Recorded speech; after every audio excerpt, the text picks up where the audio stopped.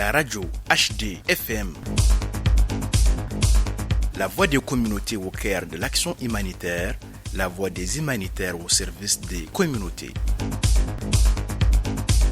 C'est l'heure de votre journal en français. Soyez les bienvenus dans cette nouvelle édition de votre journal sur Radio Humanité et Développement. Les titres. Une donation de 20 tonnes de céréales renforce les préparatifs de la Biennale à Tombouctou. Violence basée sur le genre, la Direction régionale de la promotion de la femme, de l'enfant et de la famille de Gao fait le point sur les 16 jours d'activisme. Les détails dans ce journal. La radio HD FM.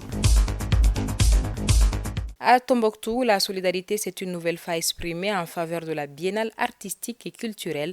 Le mardi, une cérémonie solennelle s'est tenue pour la remise de 20 tonnes de céréales, du riz et du mil et la somme de 2 millions de francs CFA au gouverneur de la région de Tombouctou, offerte par la société Salah Mahamoudou Touré pour soutenir l'organisation de la phase nationale de l'événement, une initiative saluée par les autorités administratives et les acteurs locaux. Nous écouterons Salah Mahamadou Touré, opérateur économique à Tombouctou, Boubacar Sissé, vice-président du Conseil régional de la jeunesse, ainsi que le contrôleur principal de police Bakoum Kanté, gouverneur de la région de Tombouctou. En tant que natif de la région, le président de la société Salah Mahamoudou Touré se sent concerné par l'organisation de la biennale. Cet appui manifeste son engagement à accompagner les autorités pour la bonne réussite de ce grand événement. J'invite tout le monde à imiter son geste. Nous remercions très sincèrement la société Salah Mahamoudou Touré parce que ce n'est pas la première fois. Quand nous avons organisé le lancement de nos activités au niveau régional, ils ont contribué de la même sorte que cette fois-ci. Donc nous les remercions pour toutes leurs bonnes actions qu'ils sont en train de mettre dans la région de Tombouctou. Je voudrais ici remercier M. Salah Touré, opérateur économique à Tombouctou ici, pour cet appui très important dans le cadre de l'organisation de la Biennale artistique et culturelle à Tombouctou 2025. Et ces remerciements, c'est bien au nom des autorités de la transition, et également au nom de toute la région de Tombouctou et au mien propre. La Biennale à Tombouctou, c'est un événement majeur et tous les fils et les filles de Tombouctou sont engagés pour que sa réussite soit vraiment historique.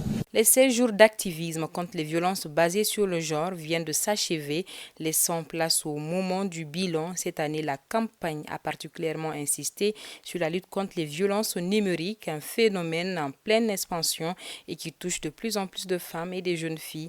Pour revenir sur les actions menées, les résultats obtenus et les défis qui restent à relever, écoutons Meiga Tata Ibrahim Touré, chef de division promotion de la femme à la direction régionale de la promotion de la femme, de l'enfant et de la famille de Gao. Elle nous livre son analyse sur cette édition 2025 des 16 jours d'activisme. Les activités ont touché les plus concernés parce que depuis au lancement, il y a le représentant du gouverneur qui a d'abord lancé les activités et ce jour vraiment étaient invités les structures étatiques, les leaders politiques et les chefs de quartier qui sont avec beaucoup d'autres organisations de la société civile. Il y a les ONG qui étaient là en parlant de structures formelles et aussi de non formelles qui sont les associations. Il y a quelques survivantes dont les gens ne savent pas que ce sont des survivantes qui sont invités et les personnes vulnérables de manière générale, y compris les handicapés. Donc, juste après le lancement, il y a eu aussi beaucoup d'activités qu'on a mis vraiment en œuvre avec les ONG. On a accompagné beaucoup d'ONG pour ces activités-là. Par exemple, il y a l'ONG CARE qui avait vraiment mené une sensibilisation de grande envergure sur un des sites PDI dans la commune rurale de Gounzuré, où vraiment le thème était sur les VBG et plus spécifiquement sur le mariage d'enfants et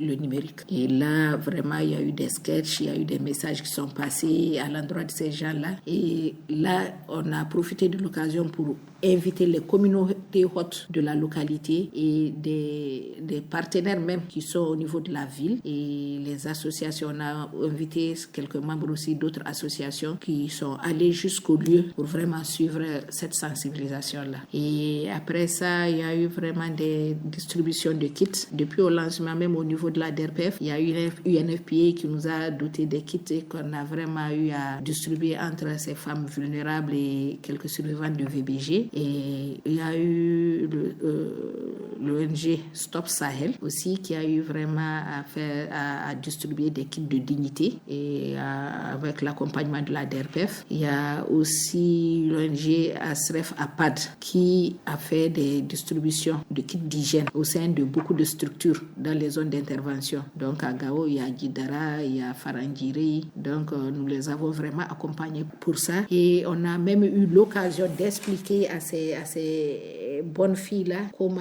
utiliser ces kits-là. Parce qu'on les a fait savoir que, il y en a déjà qui savent, parce qu'ils sont déjà là-dedans. Il y en a qui, à travers les grandes sœurs, savent comment faire. Mais il y en a qui n'ont pas de grandes sœurs. Donc, c'est le lieu vraiment d'expliquer et à tout le monde pour que ceux qui ne savent pas déjà puissent en tirer profit. On ne peut pas dire que ce sont seulement ces activités de ces quelques jours qui ont apporté vraiment un changement dans le comportement de certaines personnes mal intentionnées. Depuis, nous, on a vraiment comme tâche régalienne de sensibiliser ces gens, de sensibiliser les communautés pour lutter contre ces violences-là, de manière générale, les violences basées sur le genre. Mais la campagne qui est dédiée vraiment à faire vraiment des sensibilisations, des formations, des donations, ou tout ce qui va avec et à l'endroit des femmes et des filles, parce que vraiment ces jours-là sont dédiés à celles-ci. Il y a eu vraiment les sensibilisations, mais depuis avant, c'était ça, et surtout que cette campagne a marqué le point sur le numérique. Donc vraiment, on a eu à expliquer, parce que d'aucuns ne savent pas que vraiment en faisant ça, c'est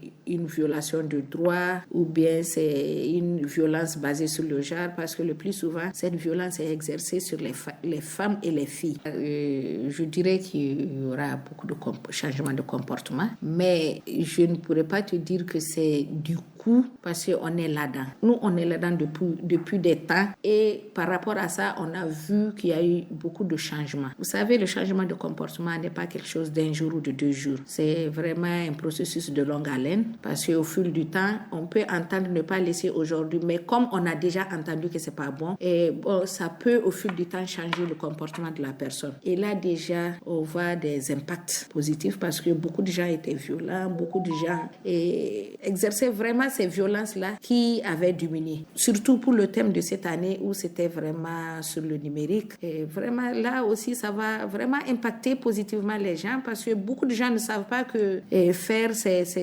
violences-là, faire des trucs comme ça à des femmes ou à des filles, ils ne savent pas que ce sont des violences de droit. On est sûr que ça va impacter, parce que le fait de parler, de sensibiliser ces gens-là par rapport à ça, ça va faire un changement. Comme les violences avant, il y a beaucoup de violences qu'on subit et que les hommes exerçaient sur les femmes, qui beaucoup de gens quand même ont cessé. Malgré, il y a des gens qui récidivent, il y a des gens aussi qui commencent maintenant, mais je crois qu'avec la multiplication des sensibilisations, des formations, ça va beaucoup impacter.